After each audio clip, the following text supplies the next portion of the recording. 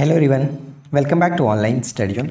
आज हम इस वीडियो में बात करेंगे 69th बीपीएससी प्री एग्ज़ाम्स के लिए इम्पॉर्टेंट टॉपिक सीरीज़ में प्राचीन बिहार में सामाजिक एवं धार्मिक सुधार आंदोलन, जिसमें सबसे पहले देखेंगे बौद्ध धर्म से जुड़े हुए जो भी तथ्य रहे, जो भी प्रश्न रहे उनके बारे में, और इसके बाद जैन धर्म, मगध, इन सभी चीज़ों को भी देखते हुए चलेंगे क्योंकि जहाँ से प्रश्न पूछे जाने की चांसेस हैं उसको कोशिश कर रहे हैं ज़्यादा से ज़्यादा कवर करने की। ठीक है, तो इस वीडियो के साथ एंड तक बने रहिए और जितने भी प्रश्न आपके सामने आएंगे हमने कोशिश किया है कि जो अच्छे वाले प्रश्न हैं, जो घिसा पिटा वो सब मैंने हटा दिया। इसमें सिर्फ सिलेक्टेड क्वेश्चन ही रखा है जो आपको जानने चाहिए। तो चलिए शुरू करते हैं। देखिए, सबसे पहला प्रश्न ये कि 6ठी सदी ईसा पूर्व में धार्मिक आंदोलन का प्रमुख केंद्र था। 6ठी सदी ईसा पूर्व में धार्मिक आंदोलन का प्रमुख केंद्र कौन सा था? तो मगध यहाँ पे सही आंसर होगा। ऑप्शन ए को टिक करेंगे, मगध जो कि प्रमुख केंद्र माना जाता है। निम्न में से किस वेद में वर्ण व्यवस्था की चर्चा मिलती है? किस वेद में वर्ण व्यवस्था की चर्चा मिलती है? तो ध्यान रखना है, वर्ण व्यवस्था की जो चर्चा है वो हमें मिलता है ऋग्वेद में। ठीक है, ऋग्वेद यहाँ पे सही आंसर होगा, जब से सबसे प्राचीन वेद जिसको माना जाता है Rigveda. Option A. Question number 3 है कि धार्मिक आंदोलन का कौन सा कारण नहीं है? धार्मिक आंदोलन का कौन सा कारण नहीं है?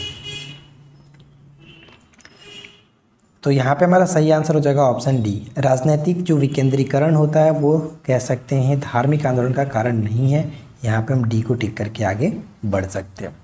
क्वेश्चन नंबर 4, उत्तर वैदिक काल में कितने संप्रदायों का उदय हुआ था? उत्तर वैदिक काल में कितने संप्रदायों का उदय हुआ था? Right answer will be option C, 62। ठीक है, जो कि 62 हम कह सकते हैं, 62 ऑप्शन सी करेक्ट आंसर है। क्वेश्चन नंबर 5 देखिए, बुद्ध द्वारा दिया गया प्रथम उपदेश क्या कहलाता है? बुद्ध ने प्रथम उपदेश जो कि सारनाथ में दिया था, और इसे हम लोग किस नाम से जानते हैं? तो राइट आंसर हो जाएगा धर्म चक्र प्रवर्तन। ठीक है, धर्म चक्र प्रवर्तन बिल्कुल सही आंसर होगा, ऑप्शन डी। जबकि महाभिनिष्क्रमण की बात करते हैं तो ये गृह त्याग को कहा जाता है। ठीक है, गृह त्याग होता है, और धर्म चक्र प्रवर्तन जो कि यहाँ पे प्रथम उपदेश को डिनोट करता है। राइट आंसर ऑप्शन डी हो जाएगा। ठीक है, चलिए आगे बढ़ते हैं। देखिए फ्रेंड्स, जो लोग अभी तक हमारे एप्लीकेशंस पे 69th बीपीएससी बैच में ज्वाइन नहीं हुए उनको मैं बता दूं कि बहुत अच्छा चांस आपको मिल रहा है। सिर्फ और सिर्फ आपको 199 में बीपीएससी के पूरी स्टडी मटेरियल मिल जा रही है, और ये ऑफर प्राइस सिर्फ और सिर्फ कल तक के लिए। आज 29 अगस्त हो गया, कल 30 अगस्त लास्ट डेट है। तो जो लोग ज्वाइन नहीं किए, वीडियो के नीचे डिस्क्रिप्शन में एप्लीकेशन का लिंक है, डाउनलोड करके ज्वाइन कर सकते हैं बहुत ही कम कीमत के साथ। इसके अलावा बिहार एसआई का कोर्स भी आप चाहो तो परचेज कर सकते हो। बिहार स्पेशल अलग से बाई करना चाहो तो कर सकते हो। सब कुछ हमारे एप्लीकेशन पे मिल जाएगा।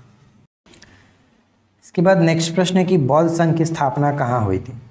बौद्ध संघ की स्थापना जो है वो कहाँ हुई थी? बौद्ध संघ की स्थापना सारनाथ में हुआ था। ऑप्शन बी होगा, सारनाथ में, उत्तर प्रदेश में पड़ता है। Option B. किस शासक ने गौतम बुद्ध को वेणुवन विहार जो है वो दान में दिया था?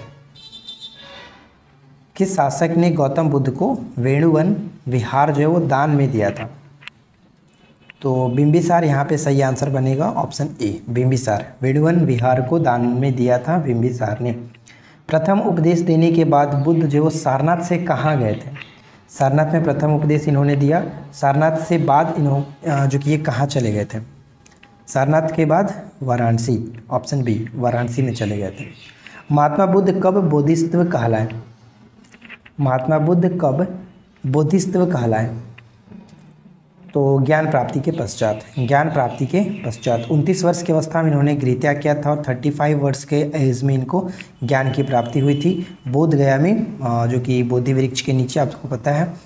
अगला प्रश्न ये है कि कहाँ के शासक ने गौतम बुद्ध को कुटनशाला नामक विहार दान में दिया था? बिंबिसार ने तो वेणुवन नामक विहार दिया था, और यहाँ पे आपसे पूछा रहा है कि गौतम बुद्ध को कुटनशाला नामक विहार दान में दिया था कौन? तो लिच्छवी के शासक थे। ऑप्शन डी हो जाएगा, लिच्छवी के शासक। क्वेश्चन नंबर 11, ज्ञान प्राप्ति के 20वें वर्ष बुद्ध कहाँ गए थे? देखिए, हम आपको जितने भी टॉपिक करा रहे हैं उन सभी टॉपिक्स को ध्यान में रखिएगा, क्योंकि ये यहाँ से प्रश्न पूछे जाने के चांसेस ज़्यादा है। धीरे धीरे हम कोशिश करेंगे कि जो और भी महत्वपूर्ण वाले टॉपिक है उनको सबसे पहले कवर कर लिया जाए। तो ज्ञान प्राप्ति के 20वें वर्ष बुद्ध कहाँ गए थे? तो करेक्ट आंसर यहाँ पे बन जाएगा ऑप्शन सी, कौशल। कौशल यहाँ पे सही आंसर होगा।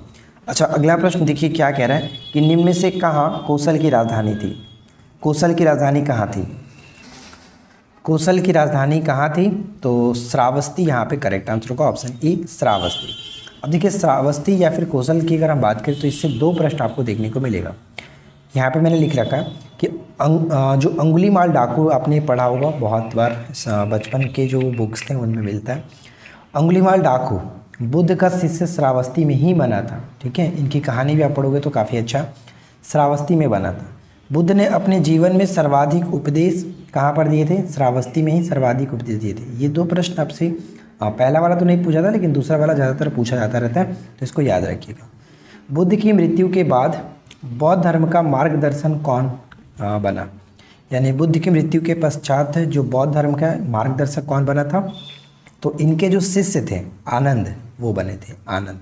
और बुद्ध की मृत्यु को क्या कहते हैं हम लोग? बुद्ध की मृत्यु को महापरिनिर्वाण, ठीक है, महापरिनिर्वाण के नाम से जाना जाता है।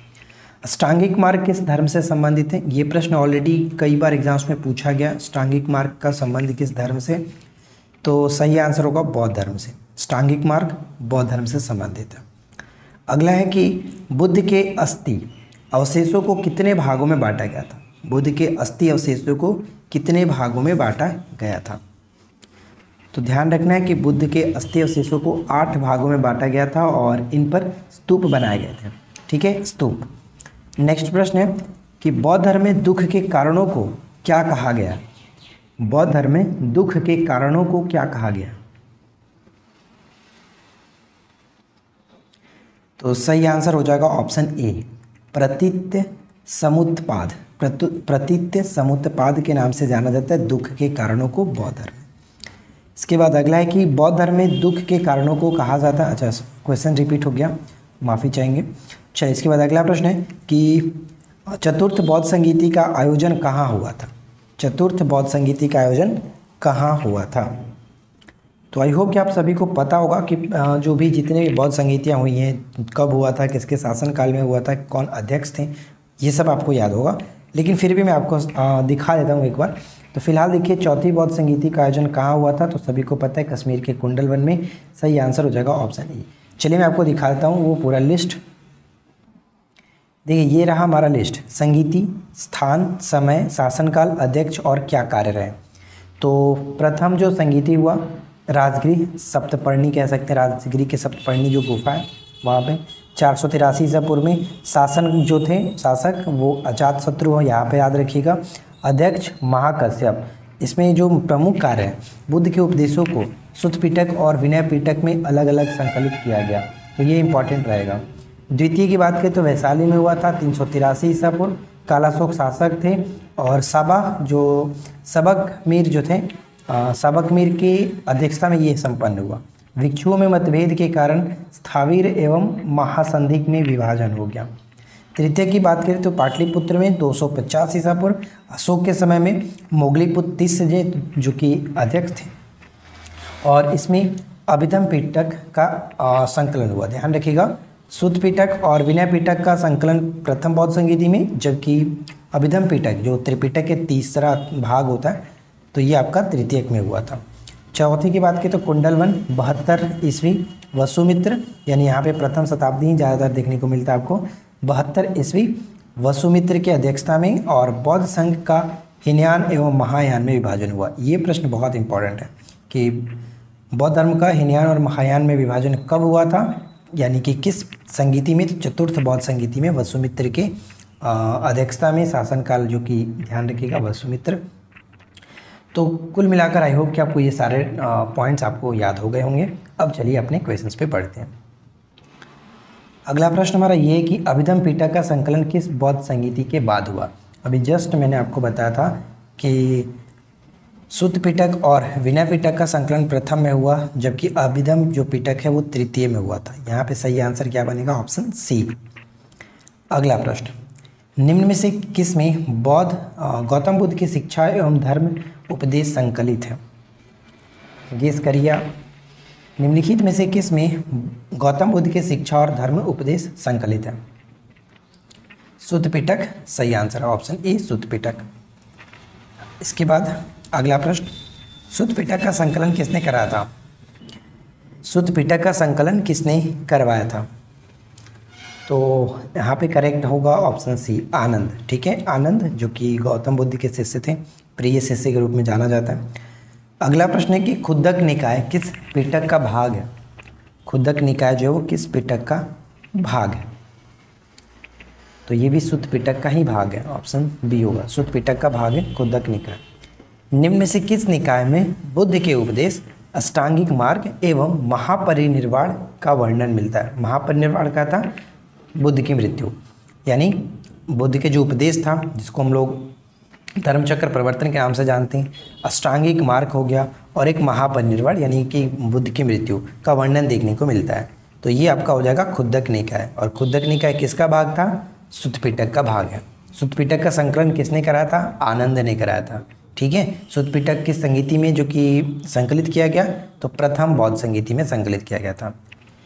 अगला प्रश्न है कि निम्न में से किस निकाय में बुद्ध के पुनर्जन्म से संबंधित 549 जातक कहानियों का संग्रह है? 549 जातक कहानियों का संग्रह है। तो ये आपका सही आंसर खुद्दक निकाय में ही देखने को मिलता है, ऑप्शन सी होगा खुद्दक निकाय, राइट। इसके बाद अगला प्रश्न है जो कि लास्ट क्वेश्चन है।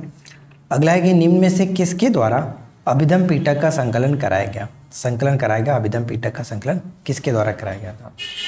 इसके बाद हम इसका एक और पार्ट लाएंगे जो कि बौद्ध धर्म से रिलेटेड होगा, ताकि अच्छे तरीके से कवर हो सके। तो यहाँ पे ध्यान दीजिएगा कि अभिधम्म पिटक का जो संकलन कराया गया था किसके शासनकाल में? तो हमने देखा था कि तृतीय बौद्ध संगीति के समय में ये हुआ था, और तृतीय बौद्ध संगीति अशोक के समय में हुआ यहाँ पे, इसलिए सही आंसर क्या हो जाएगा? यहाँ पे किसने कराया था ये शासक नहीं पूछा जा रहा है। अगर शासक पूछा था तो फिर अशोक हम कर सकते थे, लेकिन कराया किसने था? तो मोगलीपुत्र तीसरे ने कराया था, क्योंकि ये अध्यक्ष थे उस वक्त। ठीक है, अध्यक्ष था, तृतीय बौद्ध संगीति के अध्यक्ष था, इन्होंने किया था। तो राइट आंसर यहाँ पे हम डी करेंगे। ठीक है, डी करेंगे। अगर शासनकाल पूछा जाता तब हम वहाँ पे अशोक कर सकते थे, तो ध्यान रखिएगा डी बिल्कुल सही आंसर है। ठीक है फ्रेंड्स, तो उम्मीद है कि आज का ये वीडियो आपके लिए हेल्पफुल रहा होगा। वीडियो पसंद आया हो तो लाइक एंड शेयर करिएगा, और आप बताइए कि 25 में से कितना आपने स्कोर किया, कमेंट करके बताइएगा। तो मिलते हैं नेक्स्ट क्लास में। Thanks for watching, keep watching, keep learning, have a good day.